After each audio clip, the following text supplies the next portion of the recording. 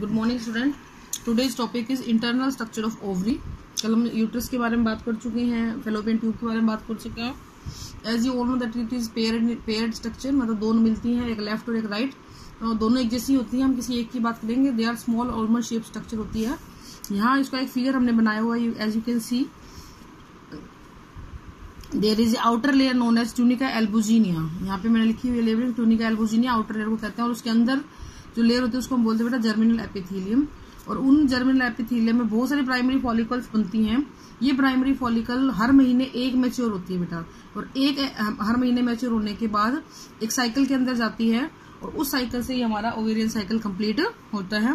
First of all एक cell growth करके क्या बनाएगी बेटा, प्राइमरी फॉलिकल। ये प्राइमरी फॉलिकल ये कन्वर्ट हो जाएगी बेटा सेकेंडरी फॉलिकल में। बहुत ज्यादा फर्क नहीं होता है, बस प्रोमिनेंसी का फर्क आ रहा होता है। धीरे धीरे ये प्राइमरी फॉलिकल टर्शरी फॉलिकल में जाएगी, एंड देन क्या होगा बेटा, एक ग्राफियन फॉलिकल बनेगी। इस स्ट्रक्चर को आपको ध्यान से देखना है, ग्राफियन फॉलिकल। यहाँ पे देखो बेटा, ये जो डार्क डार्क दिखा रहा है ये है सेकेंडरी oocyte। इसके चारों तरफ ग्रेन्युलोसा लेयर की स्ट्रक्चर है, और उसके चारों तरफ भी एक स्ट्रक्चर है, और यहाँ पे एक खाली जगह आपको नजर आ रही होगी, इसको हम एंट्रम बोलते हैं। This entire structure is known as Graafian follicle. आपका मेंस्ट्रुअल साइकिल खत्म होने के से लेके यहाँ तक का सफर लगभग 13 दिनों में कंप्लीट कर लिया जाता है। ऑन द 14th और 15th day this secondary oocyte get release. This process is known as ovulation, और ये process LH hormone, luteinizing hormone के इन्फ्लुएंस में कंप्लीट होता है। अब जब ओव्यूलेशन हो गया, ओवम बाहर निकल गया, ओवम नहीं बोलेंगे बेटा, इसको सेकेंडरी oocyte बोलेंगे। वो क्यों बोलते हैं वो आपको आगे बताएंगे। और oogenesis के प्रोसेस में पीछे जो है ग्राफियन फॉलिकल रह जाती है। इस ग्राफियन फॉलिकल को क्योंकि इसमें से oocyte निकल गया, तो अब इसको हम बोलते हैं कॉर्पस हिमोरेजिया। कॉर्पस हिमोरेजिया बोलते हैं। Now this will convert into corpus luteum. ये बड़ी ही इंपॉर्टेंट चीज है, इसमें से बहुत बार क्वेश्चन बनता है बेटा।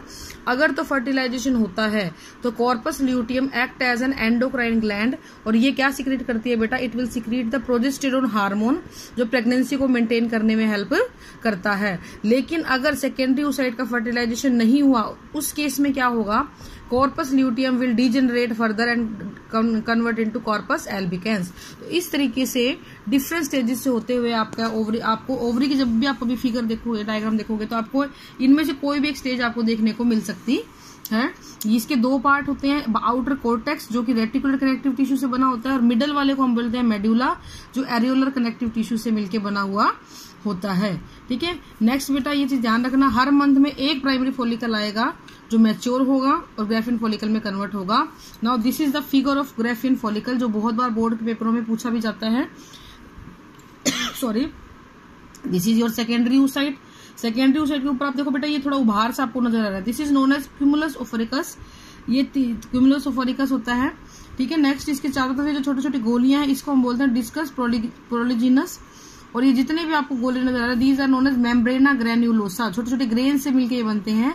ये दो हिस्सों में बटी होती है मेम्ब्रेना ग्रेन्युलोसा, थीका एक्सटर्ना बाहर की और थीका इंटरना अंदर की। और ये जो खाली जगह आपको नजर आ रही है, this is known as antrum.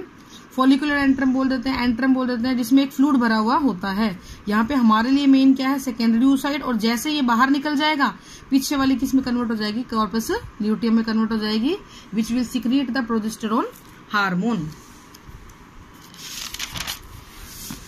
It is यहाँ पे मैंने लिख भी दिया है, corpus luteum is a temporary endocrine gland which secret progesterone hormone which help in maintaining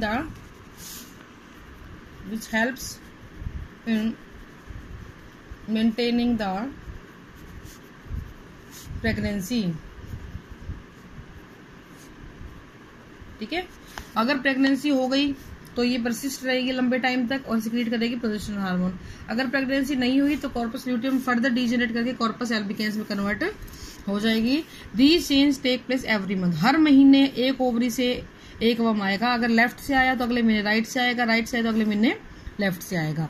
ovulation कौन से दिन होता है बेटा, 14th डे। जैसे आज डेट है 4 को किसी का मेंस्ट्रुअल साइकिल स्टार्ट हुआ, तो 4 अगर 5 दिन भी मेंस्ट्रुअल साइकिल चलता है तो 4, 5, 6, 7, 8 तारीख 4 से शुरू कर दो, और उसका 14वां दिन जो बनेगा उस दिन अब शुरू होगा। 14 तारीख नहीं, 14वां दिन बनेगा।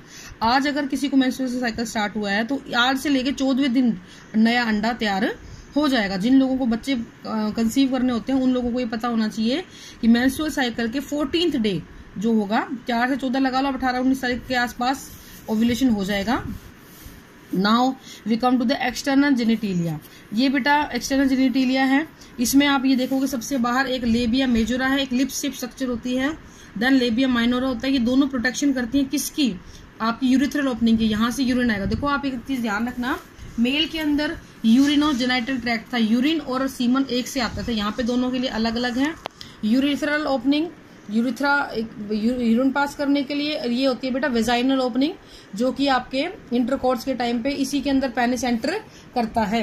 यहाँ पे बेटा ये चीज आपको थोड़ा सा उभार नजर आ रहा होगा, और ये dark structure, this is known as clitoris. ये एक इरेक्टाइल टिश्यू होता है, इसको हम लोग होमोलोगस मानते हैं पेनिस के।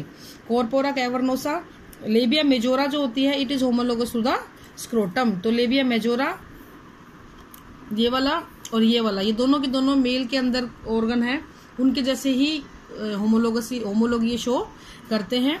This is known as the vestibule. ये जो जगह है जिसके ऊपर आपका यूरिथ्रल ओपनिंग और वेजाइनल ओपनिंग खुली रहती है, उसको हम वेस्टिब्यूल बोलते हैं। Here is a hymen membrane. देखो बेटा ये लाइनिंग जो मैंने ब्लू ब्लू की है, इसको हाइमन मेम्ब्रेन बोलते हैं।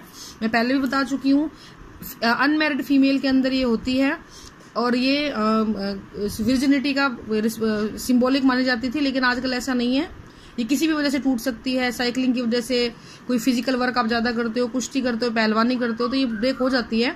It is not the full proof कि ये लड़की की विजन है या नहीं है। पहले इसको मानते थे, आजकल इस चीज को मना कर दिया गया है। This is all for today. Tomorrow we will discuss the further.